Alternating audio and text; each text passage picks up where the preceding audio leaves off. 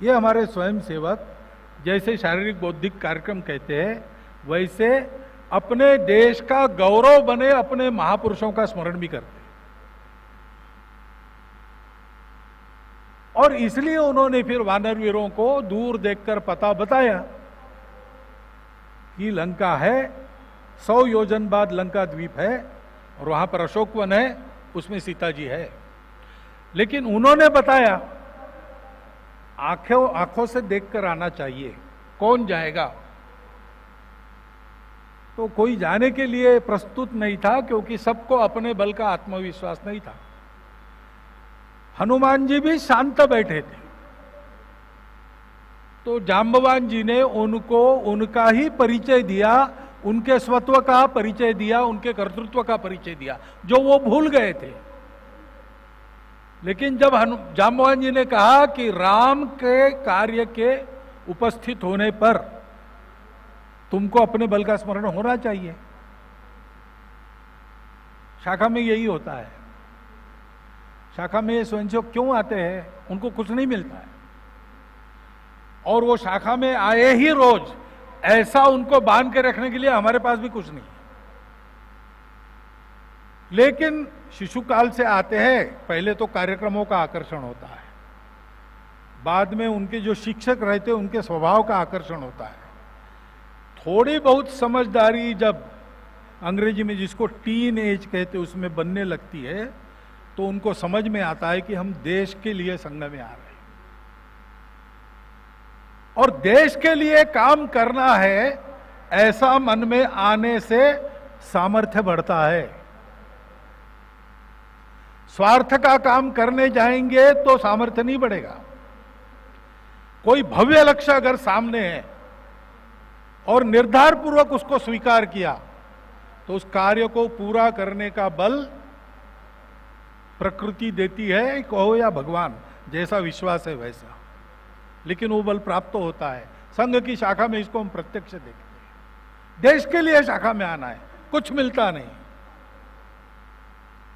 ऐसे समर्पण के कारण हनुमान जी को अपना कर्तृत्व याद आ गया। वो पर्वताकार हो गए और उड़कर जाने लगे लंका की ओर।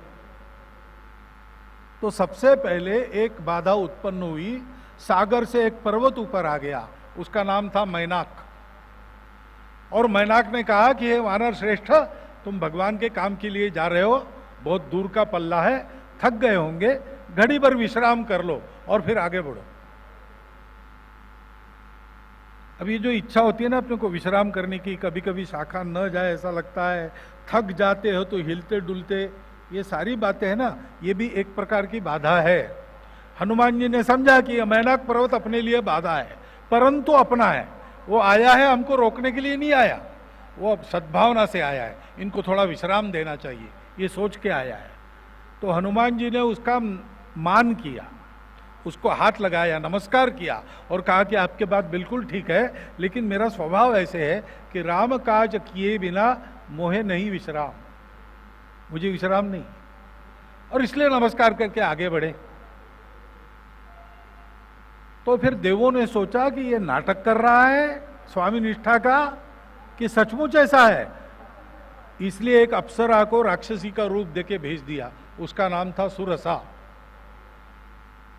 और वो खड़ी हो गई हनुमान जी के रास्ते में, कहा कि ब्रह्मा जी ने मुझे आज्ञा की है कि सागर पर से जो उड़ेगा उसको तुम खा सकती हो, तो अब तुम मेरे सामने हो तो मैं तुमको खा जाऊंगी। हनुमान जी ने कहा कि मैं राम के काम के लिए जा रहा हूं, मुझे जाने दो। उसने कहा नहीं, ब्रह्मा जी का विधान है, तुम नहीं टाल सकते, मेरे पेट में गए बिना तुम्हारी हलचल नहीं हो सकती। तो हनुमान जी बड़े हो गए, तो वो भी अपना जबड़ा फाड़कर जबड़े को उसने बड़ा किया। जितने हनुमान जी बड़े होने लगे उतना उसका जबड़ा भी बड़ा होने लगा। तो कुछ सोच के हनुमान जी एक क्षण में सूक्ष्म हो गए, एक रजत कण जितने, और उसके मुंह के अंदर उसके पेट में गए और वापस आ गए और कहा कि माता तुम्हारी कंडीशन पूरी हो गई, मैं तुम्हारे पेट में जाकर आ गया, अब मुझे रास्ता दो। तो हनुमान जी की इस चतुराई पर सुरसा हंसी, उसने अपना मूल रूप ग्रहण किया और हनुमान जी को बताया कि तुमको रोकने के लिए नहीं आती थी, तुमको परीक्षा, तुम्हारी परीक्षा लेने के लिए आई हूं और तुम परीक्षा में उत्तीर्ण हो गए, जाओ आगे यशस्वी बनो।